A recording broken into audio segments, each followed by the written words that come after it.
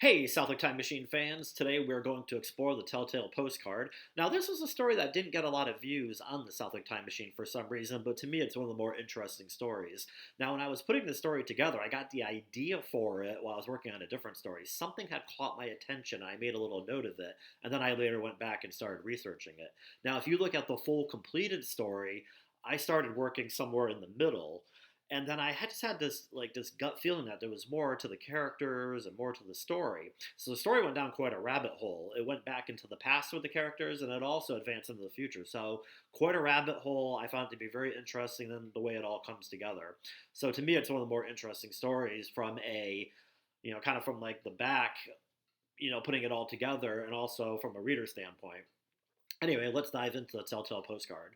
So there's a guy, James Varley. He was a well-known boxer. He boxed out of Westfield in the name of Tony Belmont. And because he boxed out of Westfield, his nickname was Whip City Boy. But he was a great boxer. He was very, very popular. He won a lot of matches. Anyway, he went ahead and married a Southwick girl. Now, there was a local sweetheart named Miss Myrtle Fanny Robinson. She was very, very attractive. And the couple wed on June 27th, 1917, and they moved to Springfield. Now, because Myrtle is so attractive, she caught the attention of many, many men. Now, this quickly caused her relationship with the boxer to sour. So the pair had a child together before separating sometime in 1919 or 1920, and James filed for custody of their baby boy. And soon after, thanks in part to a postcard that surfaced, a melodramatic trial unfolded.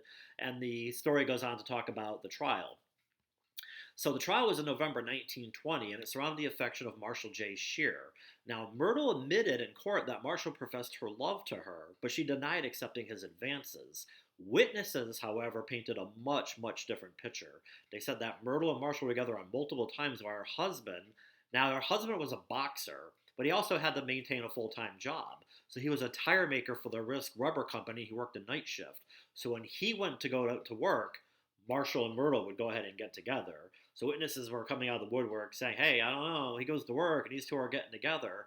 And they also told the court something kind of a little disturbing, that they routinely left the baby unattended while they went out all night. So during the trial, James, he was the first witness. Now this is the boxer, the husband. He's the first witness.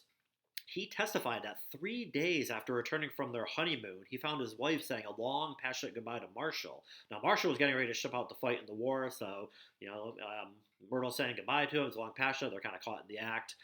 Didn't sit well with the boxer. He's probably thinking, oh, man, what did I get myself into? But they tried to, work things out, obviously, until this divorce trial that we're talking about now. So Myrtle was the last witness to be called to testify. Now, she initially lied about going to New York City. That's where we get into the postcard bit.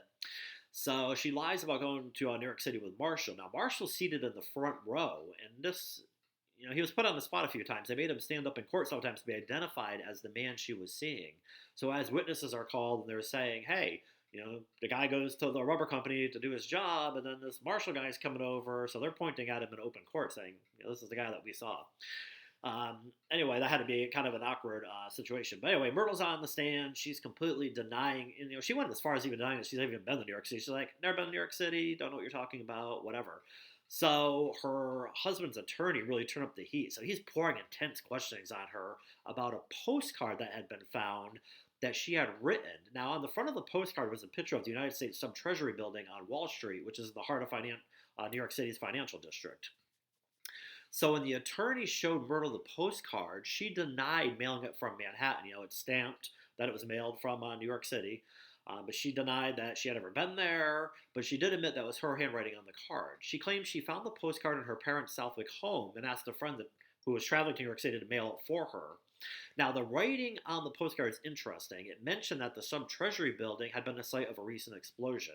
Now, people who are up on their history or know that a horse-drawn cart that was packed with dynamite exploded outside of the J.P. Morgan and Company. Now, J.P. Morgan, the big banking company, their buildings on the corner across from the Sub-Treasury building. Somebody packed a horse-drawn cart full of dynamite, and it exploded on September 16th, 1920. It killed more than 30 people and injured hundreds more. Very major event that happened in history. And in a show of defiance, actually, J.P. Morgan refused to repair their building's damaged facade. So if you go to New York City today, that building is still there, and you can see the shrapnel damage on the front of the building Very interesting thing to check out while in New York City. It's also interesting to note that George Washington took his oath at the first, he was the first president of the United States. He took his oath in front of the original building that occupied the Sub-Treasury site on April 30th, 1789. So that's interesting. If you check out the story on the Southwick Time Machine, there's pictures of the Wall Street bombing in 1920. Some very interesting photos there. Anyway, back on the stand, Myrtle. She's remaining steadfast with her denials, and this actually prompted the judge to intervene because the evidence is pretty overwhelming. You got this postcard, you can tell it's stamp mailed from New York. So the judge, he's like, hey, and he threatened Myrtle with perjury. So as the judge threatened her with perjury, the husband's attorney chimes in again. He again asked her in a very loud voice, very stern voice. So she had gone to New York City to Marshall, very direct questioning, very hard-hitting questions. And then Myrtle's starting to crack. So she gives out another denial, and then finally, in a low whisper, she admits that she did go to New York City with Marshall. But she claims that she did nothing wrong. She's very insistent. Nothing happened. We went to New York City. It was just a friendly trip with friends. She said that she lied about it because it made her look bad in the court of public opinion. This married woman with a small baby, small child at home, traveling to New York City with a guy.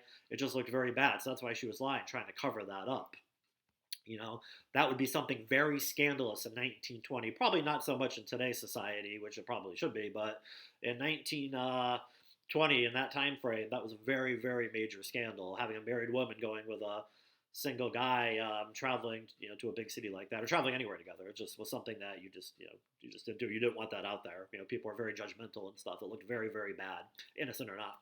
So they get divorced. As soon as she admits that, the judge grants James custody of the baby. The divorce is finalized, and you would think that's the end of the story, but nope, not so much. So Myrtle, she's working as a laundress. And she starts hanging out with a guy named Richard P. Thomas. And he lived in Springfield. He also worked for the laundry business. Now, Richard, again, he was immediately captivated by Myrtle. Again, she's stunning. She's absolutely gorgeous. Myrtle, and now she's divorced. She's single. So Richard, he's really laying on the affection and the advances to Myrtle. So Richard became determined to see her. She's shying away. She's been pushing him away, pushing away. But he got so obsessed. And his obsession turned into alcohol-fueled rage on April 5th, 1923, when in a drunken state, he went from Springfield to Myrtle's parents' farm in Southwick, where she had been staying following the divorce. So Myrtle's parents, Clement and Hattie, they met Richard in the yard while Myrtle hid in one of the homes in the property. Now, they had a farm. They had some outbuildings. There was a couple houses on the property. So Myrtle, sees Richard coming. She runs, she hides in one of the houses. Now, the parents were out in the yard with Richard, and they're denying him entry. So Richard pulls out a gun and fires 3 or 4 shots point-blank range. Now, one of the shots went into Hattie, the mother, Hattie's abdomen, and lodged in her back. The spark from the pistol, the gun was so close to her, the spark from the pistol lit her clothes on fire. Now, the other shot grazed the father in the face, leaving a severe laceration before entering his jaw. So now the parents are incapacitated, so Richard enters the house where Myrtle's hiding. Now, he finds her and he points the gun at her. Now, she's trying to stave him off with a fire poker. She's trying to hold him back. So Richard, points the gun at her. When he pulls the trigger, the gun either jams or it's out of bullets. So Richard takes the gun and he throws it at her. So meanwhile, Myrtle's father, he's very badly injured, but he wants to protect his daughter. So he shows up into the house with a shotgun in his hand. And a neighbor who had heard the commotion had come over. So they're holding Richard at bay while authorities come. Now, Richard didn't know that Mr. Robinson's shotgun was empty. But anyway, they held him at bay until authorities came. And as arrangement, the judge set Richard's bail at $20,000. Now, it was $10,000 each for the intent to kill for the apparent. So $10,000 for the mother, $10,000 for the father. But Richard claimed self-defense when they went to his preliminary hearing on April 14th. So when he did that, the judge reduced the bail to $10,000, and he was released a short time later. Now, Richard is still very, very obsessed with Myrtle. He's very, very unstable. And it's unclear how it happened, but Richard met up with Myrtle in Westfield on May 17th, 1923. He's more obsessed than ever, and he's urging her to die alongside him in a poison suicide pact. So Myrtle ends up getting away from him during the interaction on May 17th, and then Richard's attorneys find out that what had happened. So they said, we have to have a doctor's form of mental health evaluation on him. So doctors come, and then within 10 minutes of meeting with Richard, the doctors made the recommendation to a judge, and then the judge committed Richard to the Bridgewater State Hospital for the criminally insane. So Richard eventually gets released. And then he worked different jobs in Springfield. Then he fell ill and died in a hospital on October 6, 1926. Now he was only 31, so he died very, very young. And again, you would think that would be the end of the story, but not so fast. So the story circles back to the boxer. Now you think he would be done. The divorce is finalized. He's out of the picture, but nope. So he remarried twice. Now he and his second wife spent some time in prison after being arrested on December 30th, 1928. Now they had placed an advertisement in the local newspaper selling luxurious fur coats. Now this attracted the attention of authorities because they're like, how do these people who don't have really any money, how do they have these expensive furs, these mink coats? So the police, they go investigate. So it turns out James stole the expensive furs from a department store he worked at in Chicago, and he would ship them to his wife in Springfield for resale at discounted prices. Now, most of the high-end mink coats, there were roughly $7,000 worth of them, were labeled Marshall Field and Company. Now, Marshall Field, for people who know, that was a very famous department store back in the day. They sold a lot of high-end goods. So, they prosecute James. He's tried and found guilty of stealing the furs. The charges against his wife were eventually dropped. So anyway, check out the Telltale Postcard. Very interesting story. Behind the scenes, the way it came together was the one that went down the rabbit hole the most. Very, very interesting. Again, lots of great pictures on the Southwick Time Machine about the some Treasury building bombing. The old footage is very interesting. All the people who are gathered looking at the overturned vehicles, the dead horse in the road. Just very interesting, fascinating history.